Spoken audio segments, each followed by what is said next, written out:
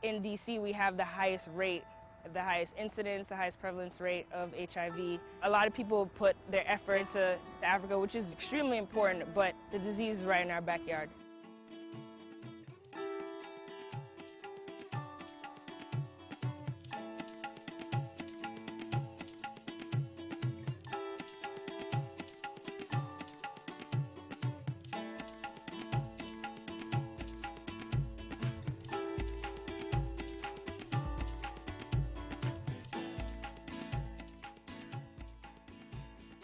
I created Grassroots Hoyas to mobilize college athletes to do community service through sports right here in their backyards in DC.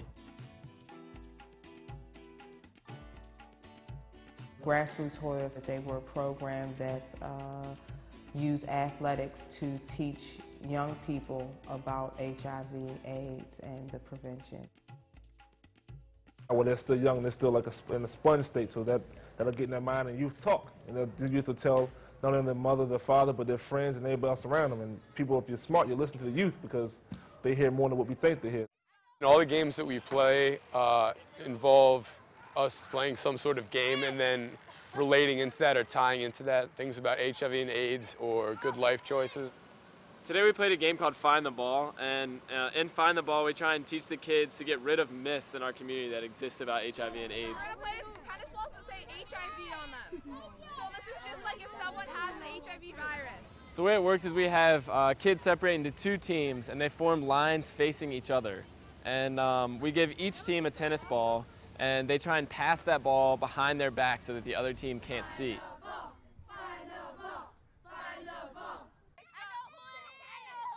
And then we stop the game and we try and give each kid a chance to guess who from the other team is holding the tennis ball.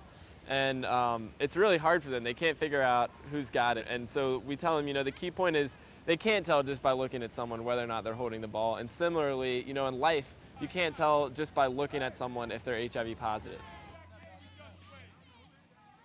Well, I don't think it's fair to discriminate against other people because they have feelings just like you do, or they were once normal, just like you were, and if you had it, you wouldn't want other people to think the same way about you.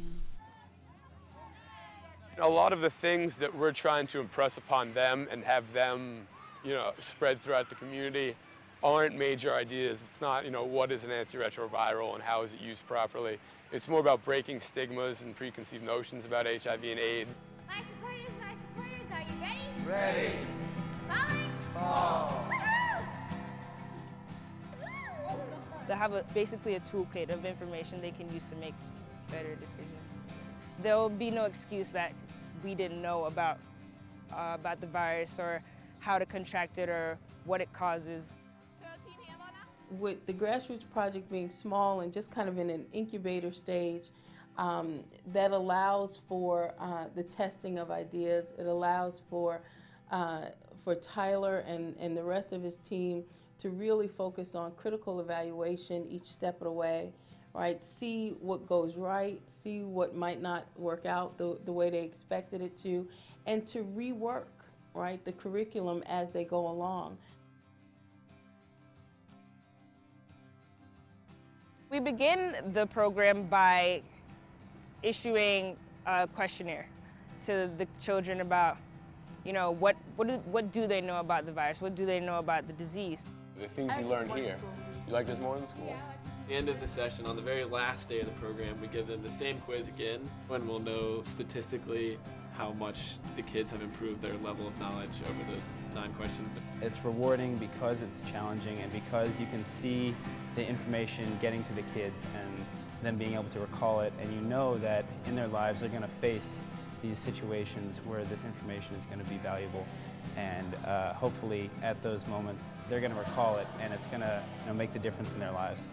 My parents think that it's an excellent thing because I'm a young child that learn about HIV, so when I get older I don't make the same mistakes as people in the world did.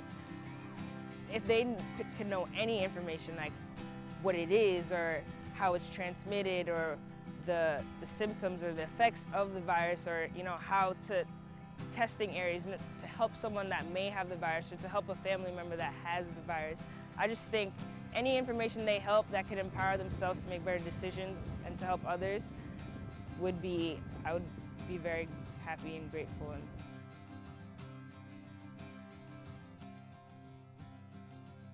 For me, the most personal satisfaction I get out of it is I really do have fun playing these games and spending time with the kids.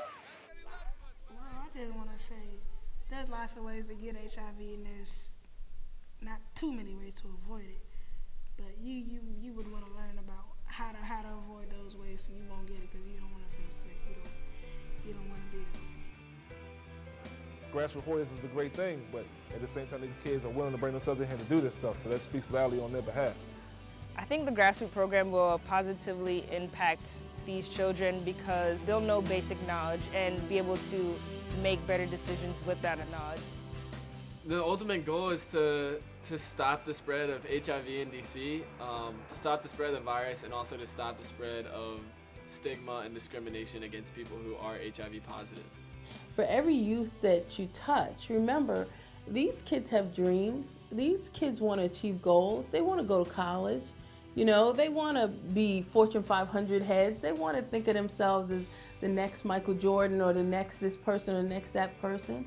And so the other thing that I think the conversation with an athlete does is suddenly it shows the door that they've been looking for. You know, that path to how can I become an athlete? How can I go to that college or university? Rather than you just talking to me about HIV/AIDS, you're starting to talk to me about me. The fight against AIDS in DC is going to require a lot more than just the efforts of doctors and teachers and policymakers. It's going to demand a movement from the bottom up, and one that believes young people can make a change. That's what the Grassroots Project is about.